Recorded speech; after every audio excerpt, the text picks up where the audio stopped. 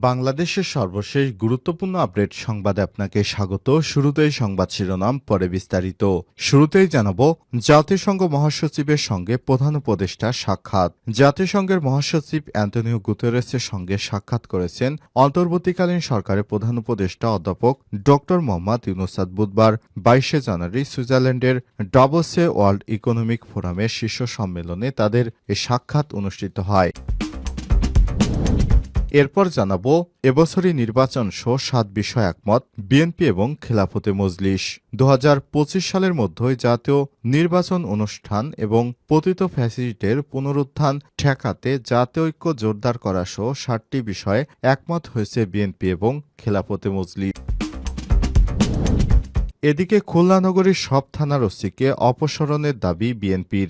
আইনশৃঙ্খলা পরিস্থিতির উন্নতিতে ব্যর্থ হয় খুলনা নগরীর সব থানার ভারপ্রাপ্ত কর্মকর্তা ওসিদের অবিলম্বে অপসারণের দাবি জানিয়েছে খুলনা বিএনপি। আগামী ২৪ ঘণ্টার মধ্যে সদর থানার ওসি মনিরুল গিয়াসকে অপসারণের দাবি জানায় দলটির নেতাকর্মীরা।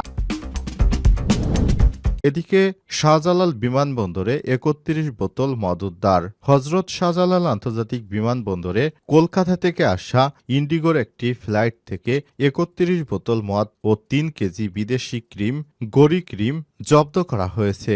বুধবার ২২ জানুয়ারি সকাল ১০টার দিকে কলকাতা থেকে আসা ইন্ডিগোর একটি ফ্লাইট থেকে এয়ারপোর্ট আর্মড পুলিশের ডগ স্কোয়াডের ২টি প্রশিক্ষিত কুকুর ডাই ও মেরিনো এগুলো উদ্ধার করে। এবারে জানাবো, আনসার ভিটিবির কর্মপরিকল্পনা ও সংস্কার হবে মাটি ও মানুষের স্বার্থে, বললেন ডিজি। বাংলাদেশ আনসার ও গ্রাম প্রতিরক্ষা বাহিনীর মহাপরিচালক মেজর জেনারেল আব্দুল মোতালেব সাজ্জাদ মাহমুদ বলেছেন, আনসার ভিডিপির প্রতিটি কর্মপরিকল্পনা ও চলমান সংস্কার কার্যক্রম হবে মাটি এবং মানুষের স্বার্থে। আজ বাহিনীটির চট্টগ্রাম রেঞ্জে আয়োজিত দরবারে সর্বস্তরের সদস্যদের সঙ্গে মতবিনিময় সভায় তিনি সব কথা জানান। এবং সর্বশেষ জানাবো, রেল লাইনে নেমে দাঁড়ানো যাত্রীদের উপর দিয়ে চলে গেল আরেকটি ট্রেন, নিহত ৮। ভারতের মহারাষ্ট্রের জলগাঁওয়ে ঘটল মর্মান্তিক দুর্ঘটনা। রেল লাইনে নেমে দাঁড়ানো যাত্রীদের উপর দিয়ে চলে গেল আরেকটি দ্রুতগতির ট্রেন। জানা গেছে, পুষ্পক এক্সপ্রেস যাত্রীদের ধাক্কা দিয়ে কর্ণাটক এক্সপ্রেসে। প্রাথমিকভাবে জানা যাচ্ছে দুর্ঘটনায় ৮ জনের মৃত্যু হয়েছে, তবে আশঙ্কা করা হচ্ছে মৃত্যুর সংখ্যা আরও বাড়বে। প্রিয় দর্শক, এতক্ষণ শুনছিলেন সংবাদ শিরোনাম, এবারে বিস্তারিত। তবে তার আগে বন্ধুরা, অনুরোধ থাকবে সংবাদটিতে একটি লাইক দিন। এই চ্যানেলে আপনি নতুন হয়ে থাকলে আমাদের সংবাদটি দেখতে দেখতে চ্যানেলটি সাবস্ক্রাইব করে রাখুন। কমেন্ট করে বন্ধুরা আপনার মূল্যবান মতামত জানিয়ে দিন আপনি বিশ্বের কোন দেশ থেকে বা বাংলাদেশের কোন স্থান থেকে আমাদের সংবাদটি দেখছেন এবং শুনছেন। এবারে বিস্তারিত। জাতিসংঘ মহাসচিবের সঙ্গে প্রধান উপদেষ্টার সাক্ষাৎ। জাতিসংঘের মহাসচিব অ্যান্টনিও গুতেরেসের সঙ্গে সাক্ষাৎ করেছেন অন্তর্বর্তীকালীন সরকারের প্রধান উপদেষ্টা অধ্যাপক ড মোহাম্মদ ইউনূস বুধবার ২২ জানুয়ারি সুইজারল্যান্ডের ডাভোসে ওয়ার্ল্ড ইকোনমিক ফোরামের শীর্ষ সম্মেলনে তাকে সাক্ষাৎ করতে দেখা গেছে। এর আগে ওয়ার্ল্ড ইকোনমিক সম্মেলনে যোগ দিতে মঙ্গলবার ২১ জানুয়ারি স্থানীয় সময় দুপুর ১২টা ২৫ সুইজারল্যান্ডের জুরিখ শহরে পৌঁছান প্রধান উপদেষ্টা। সম্মেলনের সাইডলাইনে ড ইউনূস বৈঠক করেছেন জার্মান চ্যান্সেলর ওলাফ শোলজের সঙ্গে, থাইল্যান্ডের প্রধানমন্ত্রী পেতাংতান সিনত্রা এবং মালয়েশিয়ার প্রধানমন্ত্রী আনোয়ার ইব্রাহিম। মিউনিখ নিরাপত্তা সম্মেলনের চেয়ারম্যান রাষ্ট্রদূত ক্রিস্টোফ হিউচেন, ফিনল্যান্ডের প্রেসিডেন্ট আলেকজান্ডার স্টাব ও জাতিসংঘের শরণার্থ বিষয়ক হাইকমিশনার ফিলিপ্পো গ্রান্ডির সঙ্গে ওয়ার্ল্ড ইকোনমিক ফোরাম বাংলাদেশ নিয়ে একটি পৃথক সংলাপ অনুষ্ঠিত হবে, যেখানে বৈশ্বিক ব্যবসায়ী নেতা ও বিভিন্ন আন্তর্জাতিক সংস্থার প্রধান নির্বাহীরা যোগ দেবেন। আগামী ২৫ জানুয়ারি প্রধান উপদেষ্টার দেশে ফেরার কথা রয়েছে বলে জানানো হয়েছে। খুলনা নগরীর সব থানার ওসিকে অপসারণের দাবি বিএনপির।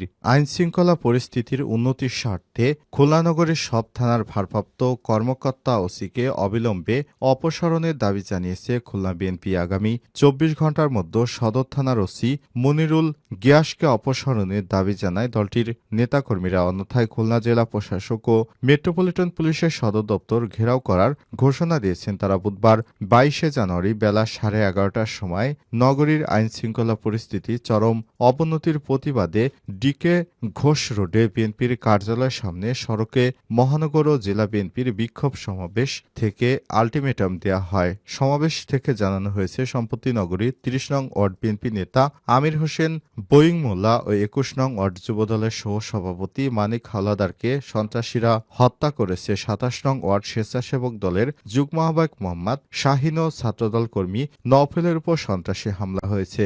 সমাবেশে বক্তারা জানান, গত ৫ মাসে পুলিশ প্রশাসনের নির্লিপ্ততায় খুলনায় আইনশৃঙ্খলা পরিস্থিতির চরম অবনতি ঘটেছে। একের পর এক হত্যাকাণ্ড সংঘটিত হচ্ছে।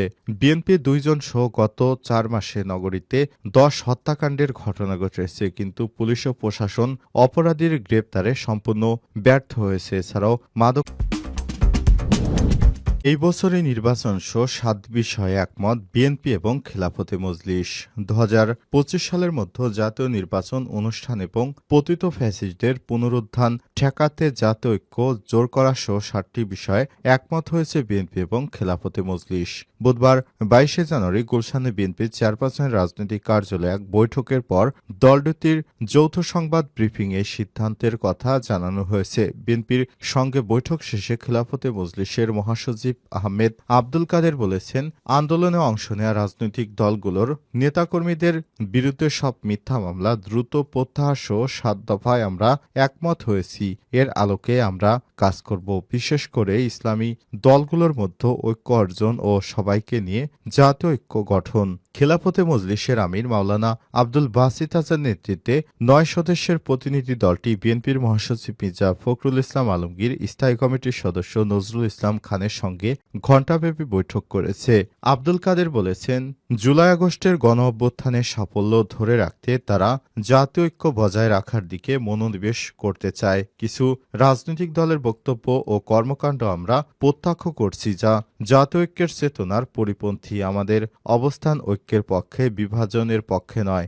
জাতির স্বার্থে এখনই ঐক্যবদ্ধ হওয়া জরুরি। এজন্য আমরা বিএনপির সঙ্গে সংলাপ করতে এসেছি। বিভিন্ন বিষয়ে আমরা তাদের সঙ্গে একমত হয়েছি।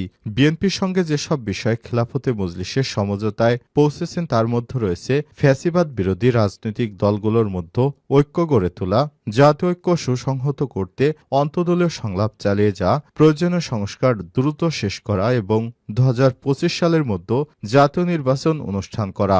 এছাড়াও রয়েছে দ্রব্যমূল্য নিয়ন্ত্রণ, আইনশৃঙ্খলা পরিস্থিতি উন্নয়নে পদক্ষেপ নেওয়া, ইসলামী মূল্যবোধ সমুন্নত রাখা, ধর্মীয় সম্প্রীতি রক্ষায় ইতিবাচক ভূমিকা রাখা, পতিত স্বৈরাচারী এবং ফ্যাসিবাদীদের পুনরুত্থান রোধে জাতীয় ঐক্য বজায় রাখা, হত্যা, গুম ও নির্যাতনে জড়িতদের দ্রুত বিচার নিশ্চিত করা এবং আওয়ামী লীগ সরকারের আমলে ওলামা ও রাজনৈতিক নেতাকর্মীদের বিরুদ্ধে দায়ের করা মিথ্যা মামলা দ্রুত প্রত্যাহার করা।